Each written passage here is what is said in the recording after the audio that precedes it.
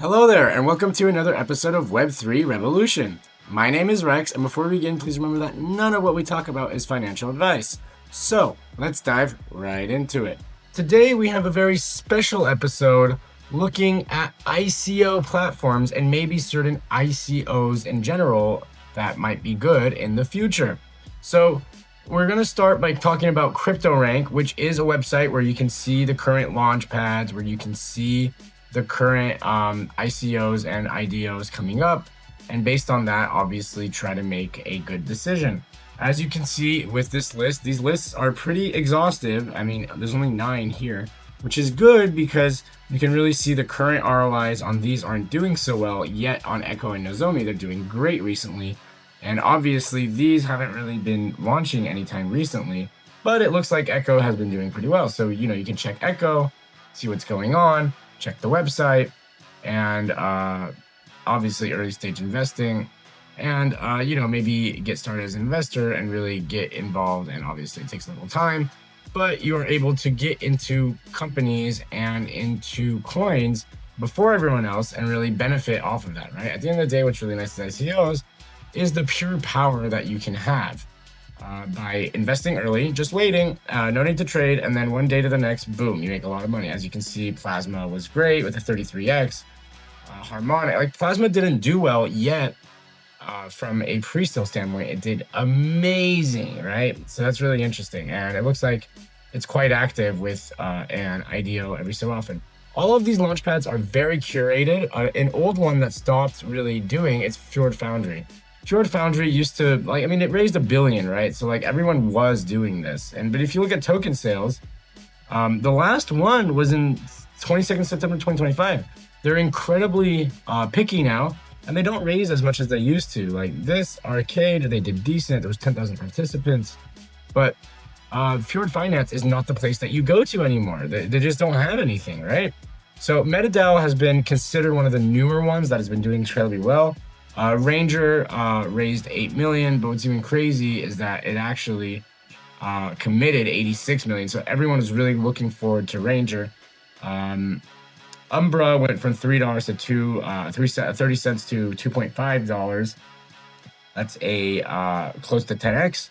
Avicii did a 20x, and it's actually retracing. It might go back up. Paystream, all these did okay, not great, but you did make money if you went in early. And Ranger actually did not do well. I'm going to show you the chart right now. We can go on CoinMarketCap and check out Ranger real quick. Ranger. As you can see, unfortunately, this was not a hit. It started at 85 cents, that's 68 cents. The reality is, even if this was the case, I think if we look well, the launch price was a little higher, but what price did you get in? It doesn't say, huh? But there is a possibility that even like that, you actually made money because maybe on the pre-sale you were buying down here and therefore people are just taking profits. And that's one of the types of charts that do exist in these pre-sales, is that they're overcommitted, too many people have coins and they sell immediately because they're already in a nice gain. And of course, you do want your money back immediately. So these are already raised, so there is nothing to do on MetaDAO, but definitely stay alert with MetaDAO because there is more coming for it. Now, looking at upcoming IDOs, it looks like the Zama on CoinList is quite interesting. So we can really check CoinList now and try to understand as it ends tomorrow. So let's see how CoinList is doing. Live sales, Zama. And, you have to verify your identity, which is nice. The sale starts in 6 days. That's good. They have a website. Check the white paper. Check their Twitter. So let's see how big the community is. Zama has a lot of followers, so this looks good. It looks like it has true utility. And they have multiple different places to get it, and it looks like it's getting a pretty nice fully diluted value of 55 million, which is higher than I expected. Of course, use cases, finance, it all looks great. It's a real project with real utility. It's being used already. Very complicated, but it's assuming more transactions per second for a very specific industry. I think it's robotics. Not exactly sure. Open source cryptography company. Okay, so it's like, yeah, again, a way to do send documents in a decentralized manner.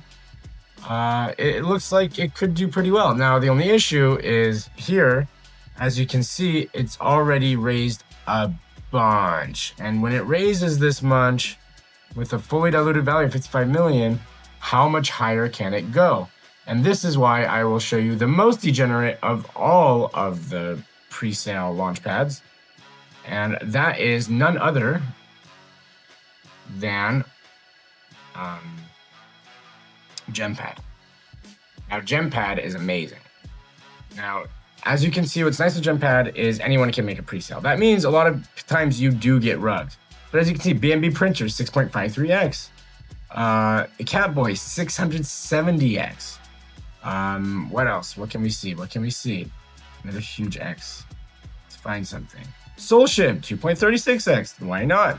And you can raise as little as 1 Solana. So if you ever have a project that you're thinking like, oh, I don't know if I can raise, I don't know if I should launch. A lot of people have done Pump.Fun.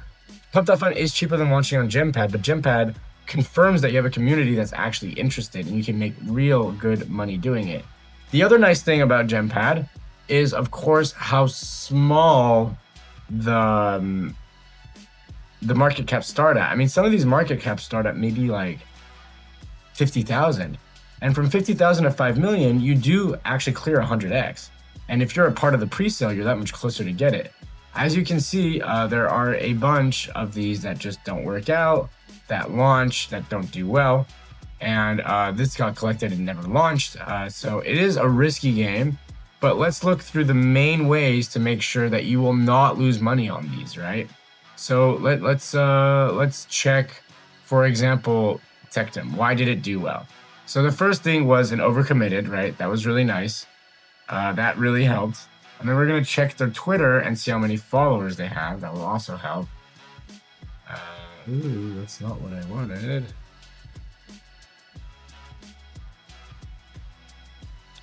You can check the tokenomics. As you can see, very low tokenomics store. Everything's unlocked. It does create risks. Dex Trader will have it. Okay, good. And we can see how well it did.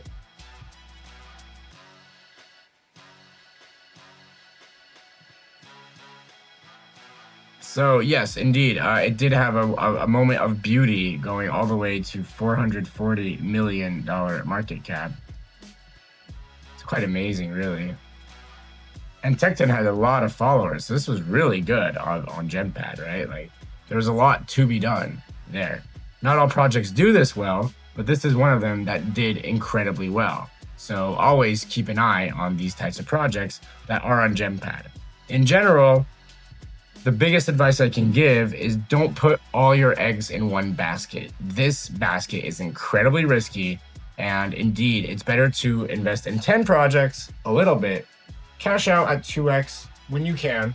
Most of them go to 0, but some might do a 20, 30, 50, 100x, and you will take advantage of that. Now, the other one that we can look at, of course, is Soul Sale.